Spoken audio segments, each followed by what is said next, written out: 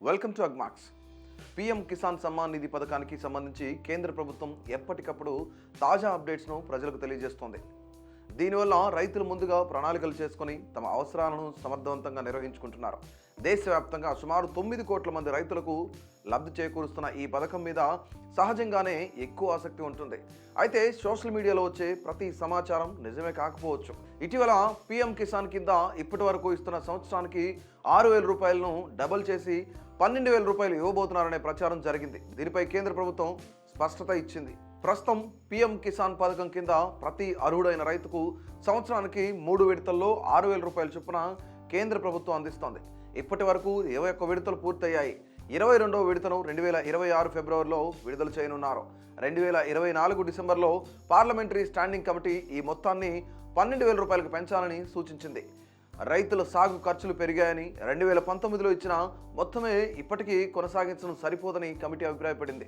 ఈ నేపథ్యంలో ఇటీవల 2025 డిసెంబర్ 12న రాజ్యసభలో ఎంపీ సమీరుల్ ఇస్లాం ఈ అంశాన్ని లేవనెత్తారు. పీఎం కిసాన్ మొత్తాన్ని పెంచే ఆలోచన ఉందా అని ప్రశ్నించగా కేంద్ర వ్యవసాయ మరియు రైతు సంక్షేమ శాఖ సహాయ మంత్రి రామ్నాథ్ ఠాకూర్ సమాధానం ఇస్తూ ప్రస్తుతం పీఎం కిసాన్ మొత్తాన్ని పెంచే ప్రతిపాదన లేదని స్పష్టం చేశారు. దీంతో డబ్బు డబల్ అవుతుందన్న ఊహాగానాలకు తెరపడింది. అయితే మొత్తం పెరగకపోవడం రైతులకు కొంత నిరాశ కలిగించే విషయమే.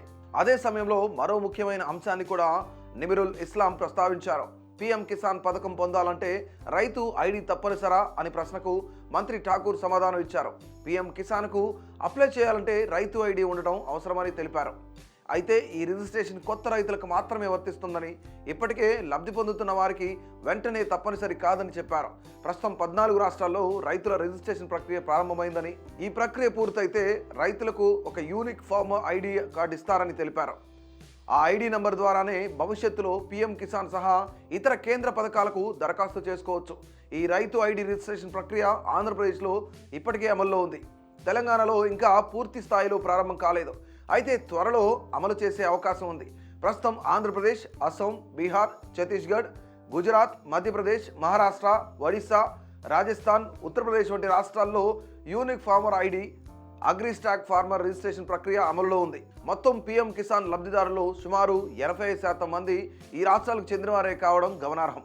అందుకే ఈ రిజిస్ట్రేషన్ ప్రక్రియ పూర్తయితే పథకం అమలు మరింత పారదర్శకంగా, సులభంగా జరుగుతుందని కేంద్రం భావిస్తోంది. అలాగే అర్హత లేని లబ్ధిదారుల పేర్లను తొలగించడానికి ఇది ఉపయోగపడుతుంది. తెలంగాణ రైతుల రిజిస్ట్రేషన్ కోసం tlfr.agristack.gov.in అనే పోర్టల్ అందుబాటులో ఉంది. అయితే ప్రస్తుతం కేంద్రం పీఎం కిసాన్ తప్పనిసరి చేసిన రాష్ట్రాల జాబితాలో తెలంగాణ లేదు. ఆంధ్రప్రదేశ్లో మాత్రం 2025 ఫిబ్రవరి నుంచి ఈ ప్రక్రియ ప్రారంభమైంది. ఏపీ రైతులు apfr.agristack.gov.in లేదా ఫార్మర్ రిజిస్ట్రీ యాప్ పోర్టల్లో లేదా మీ సేవా కేంద్రాల ద్వారా ఆన్లైన్ రిజిస్ట్రేషన్ చేసుకోవచ్చు. రిజిస్ట్రేషన్ పూర్తయితే రైతులకు ఐడి కార్డు అందుతుంది. ఈ ఐడి ఉంటే కేంద్రం అందించే పథకాలు సులభంగా పొందవచ్చు. భవిష్యత్తులో ఈ ఐడి లేకపోతే పథకాల లబ్ధి పొందడం కష్టమయ్యే అవకాశం ఉండటంతో రైతులు ముందుగానే రిజిస్ట్రేషన్ చేయించుకోవడం మంచిదని అధికారులు సూచిస్తున్నారు.